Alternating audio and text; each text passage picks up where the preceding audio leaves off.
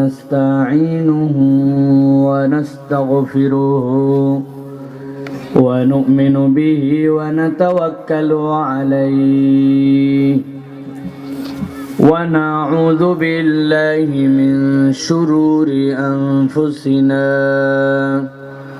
ومن سيئات أعمالنا من يهد الله فلا مضل له ومن يضلل فلا هادي له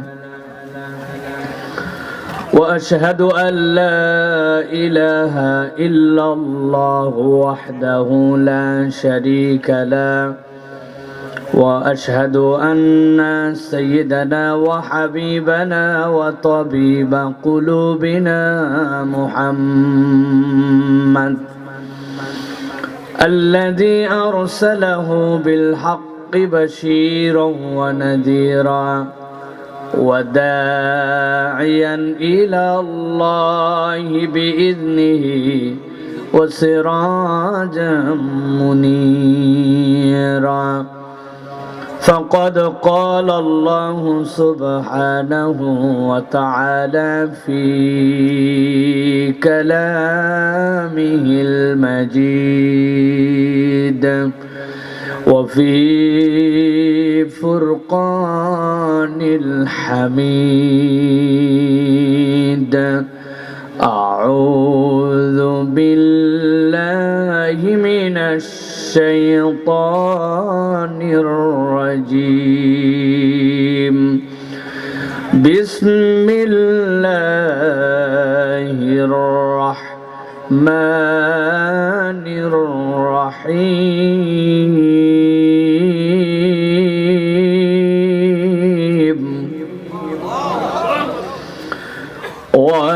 وكذلك أوحينا إليك روحا من أمرنا ما كنت تدري ما الكتاب ولا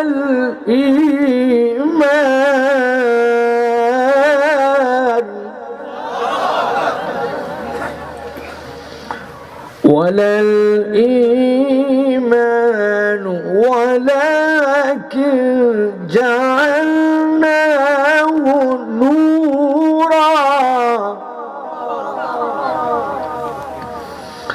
نورا نهدي به من نشاء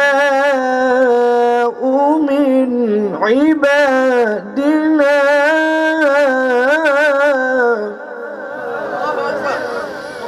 وإنك لتهدي إلى صراط مستقيم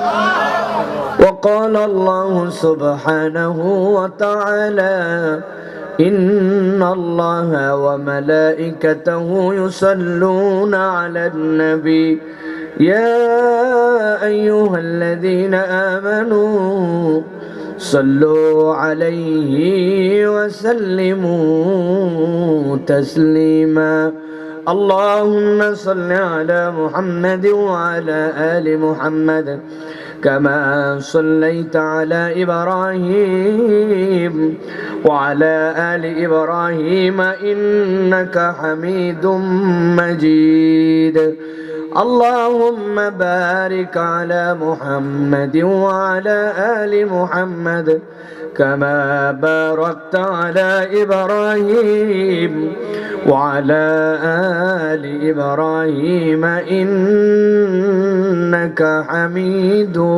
مجيد الحمد لله আল্লাহ রাব্বুল আলামিনের কাছে শুকরগুজার হচ্ছি যে আল্লাহ রাব্বুল আলামিন আমাদেরকে বাংলাদেশের ঐতিহ্যবাহী জেলা দিনাজপুরের কাহারোলের আজকের এই প্রসাদপুর মুক্তিযোদ্ধা পুকুর সংলগ্ন প্রসাদপুর ও চক প্রাণ কৃষ্ণ উত্তরপাড়া যুব সমাজের যৌথ উদ্যোগে আজকের এই চতুর্থ বাৎসরিক তাফসীরুল কোরআন মাহফিলের শেষ অধিবেশনের একদম শেষ পর্যায়ে আমাদেরকে আসার বসার তৌফিক, যোগ্যতা, সুস্থতা, মন মানসিকতা, পরিবেশ পরিস্থিতি দান করলেন। সে আল্লাহ রাব্বুল আলামিনের কাছে আমরা কালিমাতুশ শুকর আদায় করি। আল্লাহর শেখানো বাক্যে আনন্দ চিত্তে বুলন্দ আওয়াজে আল্লাহ রাব্বুল আলামিনকে খুশি করার জন্য আমরা সকলে পড়ছি আলহামদুলিল্লাহ। দরুদ এবং সালাম বর্ষিত হোক মানবতার মহান মুক্তির দূত আকায়ে নামদার তাজেদারে মদিনা আপনার আমার প্রিয় রাসূল জনাবে মুহাম্মদুর রাসূলুল্লাহ সাল্লাল্লাহু আলাইহি ওয়াসাল্লামের প্রতি। আজকের এই মোবারক আয়োজনের সম্মানিত সভাপতি বিশিষ্ট সমাজসেবক জনাব মোহাম্মদ নুরুল ইসলাম সাহেব, আজকের সম্মানিত বিভিন্ন পর্যায়ের অতিথিবৃন্দ, বিশেষ করে কিছুক্ষণ পূর্বে আপনাদের কাছে বলিষ্ঠ কণ্ঠস্বরে চমৎকার দালিলিক যুক্তিতে কথা বলছিলেন বিন্নাকুড়ি আলিম মাদ্রাসার সম্মানিত ভাইস প্রিন্সিপাল জনাব হযরত মাওলানা আবুল কালাম আজাদ সাহেব দামাত বারাকাতুহুল আলিয়া। মঞ্চে উপবিষ্ট আছেন বিভিন্ন পর্যায়ের ওলামায়ে কেরাম, ফুজালা এজাম, আমার সামনে উপবিষ্ট সম্মানিত মুরব্বিয়ানে কেরাম, আমার প্রিয় তরুণ এবং যুবকেরা, স্নেহের ছোটরা, আলাদা প্যান্ডেল থেকে শুনছেন মা এবং বোনেরা, সকলকে একবার সালাম দিয়েছি।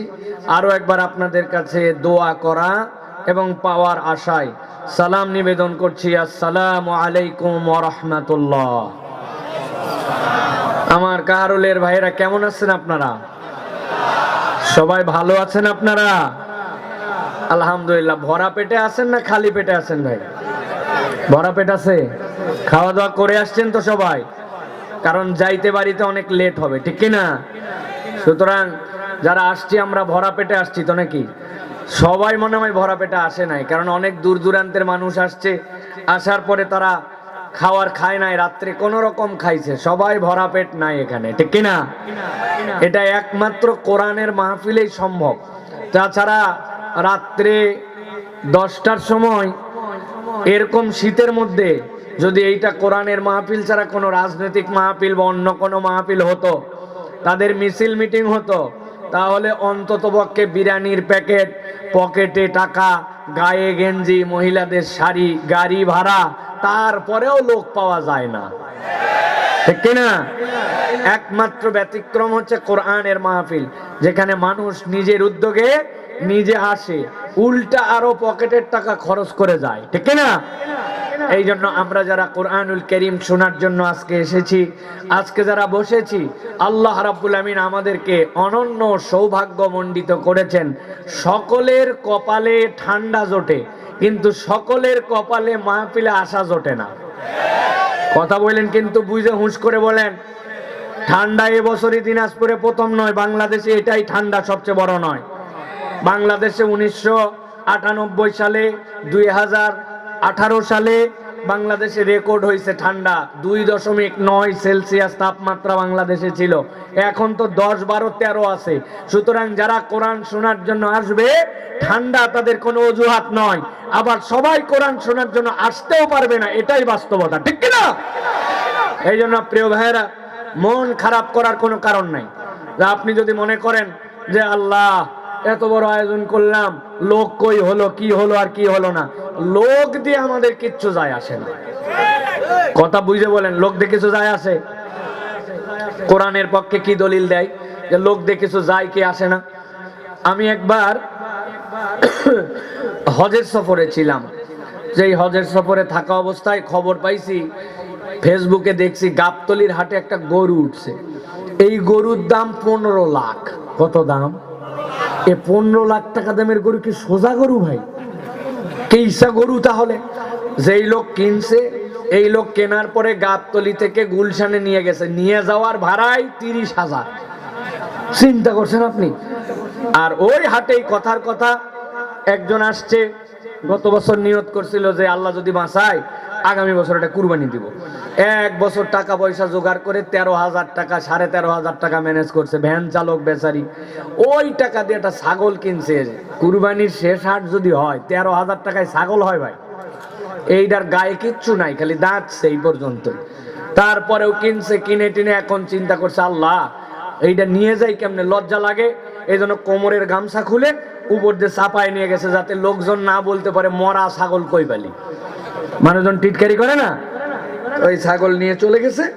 এরপরে ধরেন যে কুরবানির দিন সকালবেলা আল্লাহ ফেরেশতাদেরকে পাঠাইছে, ফেরেশতারা আগে যেটা 15 লাখ আর 30,000 টাকা ঢোয়ানি, এটার কাছে আগে চলে যাও, তাই তো? কথা বুঝে বলেন, তাই তো? না প্রিয় ভাইয়েরা, আল্লাহ কোরআনে বলছেন লা ইয়ানালাল্লাহু লুহুমুহা ওয়ালা দিমাউহা ওয়ালাকিন ইয়ানালুহুত তাকওয়া মিনকুম। আল্লাহ রাব্বুল আলামিন তোমাদের রক্তও দেখেন না, গোশতও দেখেন না, আল্লাহ দেখেন আল্লাহর জন্য অন্তর নিয়ে কারা আসছিল। আল্লাহ চাইলে 15 লাখও কবুল, 13,000ও কবুল। আল্লাহ এই জন্য লোক দেখেন না, আল্লাহর জন্য দিল নিয়ে একজন আসলে সেটাই যথেষ্ট, ঠিক কি না? এই জন্য প্রিয় ভাইয়েরা, আল্লাহ রাব্বুল আলামিন আমাদের যাদেরকে আনছেন আমরা এতেই হ্যাপি, আলহামদুলিল্লাহ। তবে একটা কথা আছে প্রিয় ভাইয়েরা, যেই কথাটা আমি অনেক জায়গায় বলি, আপনাদের কাছে বলতে চাই। ইমানদাররা অনেকে ইমানের দাবি করে, বলে আমার ইমান আছে, আমি মুমিন, আমি মুসলিম। মুখের দাবিতে ইমান হয় না। ইমানের জন্য কতগুলা চিহ্ন লাগে। ইমানের জন্য কি লাগে? চিহ্ন লাগে। আপনার চিহ্ন যদি না থাকে তাহলে আপনার ইমান হয় নাই। ইসলামের দৃষ্টিতে, কোরআনের দৃষ্টিতে কোনো মানুষ যদি নিজেকে ইমানদার দাবি করে, তার প্রাথমিক চিহ্ন হচ্ছে দুইটা। কয়টা? কয়টা? দুইটা। এক লোক আমাকে ডাক দিছে, সাইফুল্লাহ ভাই এদিক আসেন, এই তোমাদের ইয়েগুলো একটু বাড়াও, মনিটরগুলো একটু উঠাও, মনিটরগুলো ডাউন হয়ে আছে, মনিটরগুলো সাউন্ড একটু বাড়াও, 4টা মনিটরই তোলো, সমানভাবে 4টা মনিটর উঠাও। প্রিয় ভাইয়েরা, এক লোক আমাকে ডাক দিছে, কথার কথা ভালো করে আগে কথাটা বোঝেন। এদিকে আসেন ভাই।